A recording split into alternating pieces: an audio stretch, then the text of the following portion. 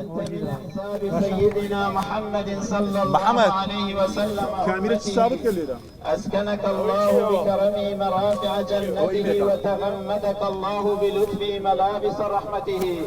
ألا وإن الموت مكتوب على الشريف والوضيع والعاصي والمطيع، لا ينجو منه ملك مقرب مع قربته ولا نبي مرسل مع علو درجته ورفعته. خرجت من دار الدنيا الدنيا ورسلت إلى الدار العقبى الأبدية.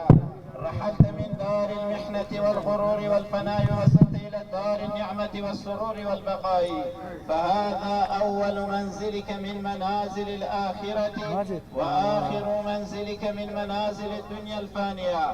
فالآن قد ينزل عليك الملكان المقربان من ملائكة الرحمن، فلا تخف منهما ولا تحزن عنهما، فإنهما عبدان مأموران بأمر الرحمن سائلان عنك قائلان لك: من ربك ومن نبيك وما دينك وما إمامك وما قبلتك ومن إخوتك ومن أخواتك؟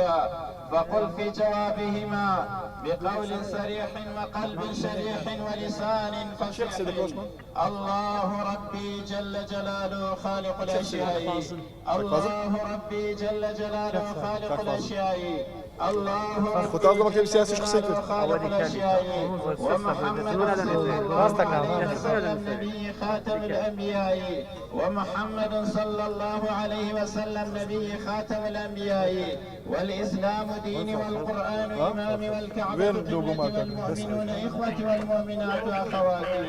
واذكر العهد الذي كنت عليه في الدار الدنيا، وهي كلمة الشهادة: أشهد أن لا إله إلا الله وأن محمد رسول الله.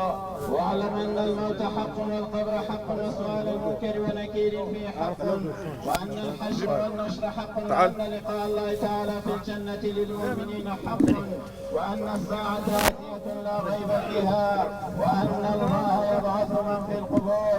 منها خلقناكم ومنها نخرجكم تارة أخرى يثبت الله الذين آمنوا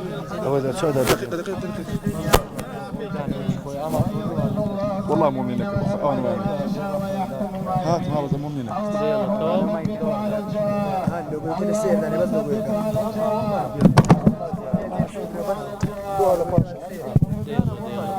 وخلصنا وخلصه من العذاب برحمتك يا ارحم الراحمين. سبحان ربك رب العزة تمام تمام تمام تمام تمام بس كلمة محمد وآله وأصحابه وأزواجه ولنا ولوالدينا وأمواتنا وأموات الحاضرين، وعلى جميع الموتى في هذه المقبرة، وعلى الخصوص إلى روح المرحوم المغفور هدية له. الفاتحة مع الإخلاص.